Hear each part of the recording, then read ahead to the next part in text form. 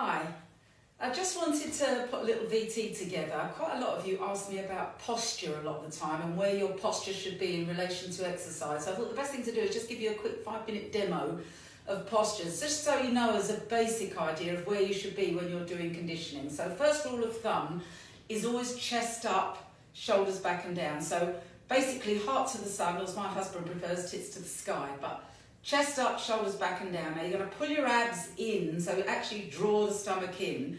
You're going to slightly tilt the pelvis forwards and you're going to bend your knees. So you're sort of sitting into the body. So if your relaxed stance is here, which it shouldn't be, chest up, shoulders back and down, abs braced, knees soft, and that slight tilt, you'll see that almost you're sitting into the body. It looks a much better platform for you to exercise with. It's a solid base. And then when you're doing any moves, anything, you've got a nice solid base to work with. Now that is just basically if you're working in what we call a frontal plane and you just need to set the body into what you're doing. If you're doing any kind of deadlift, you've got a nice frame to work from so that when you tip forward and you push your butt up to the ceiling, the back is flat, maybe even with a slight reverse arch in the back. So that would keep you nice and solid when you're exercising. If you're doing a squat, let's do this sideways on. You start in that same position, chest up, shoulders back and down, abs braced, knees soft.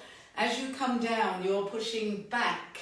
You're not pushing anything forward. You're pushing the weight back into the heels of your feet. Now, if you're not sure, lift your toes up. That will stop any knee movement from coming forward here and overloading the knees. You don't want to shoot forward and come up. Now, there's no exaggeration on that tilt through the pelvis and through the midriff. It will come forward on its own and just let it do it naturally. Again, it's important to keep the chest back and shoulders retracted because you don't want to be doing this.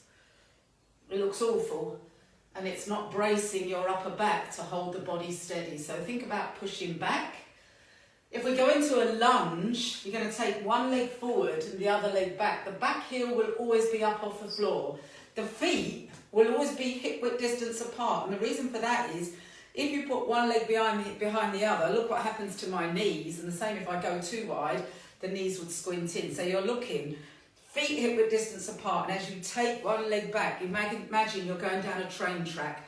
Now again, lift the body up. So imagine you're being pulled up by a piece of string. Body up nice and tall. Set the upper body, chest up, shoulders back. And as you come down, you're going to look for a right angle in both legs. So from the front angle, it looks like this.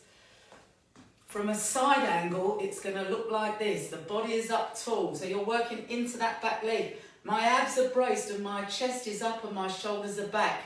And I'm coming up and down in a nice right angle.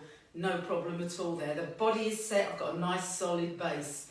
I hope that helps. If there are any other issues that you're having out there that you might want a bit of help with, don't forget you can text me or message me on Facebook, and obviously I'll give you some more guidance. Have a great day. Thanks a lot.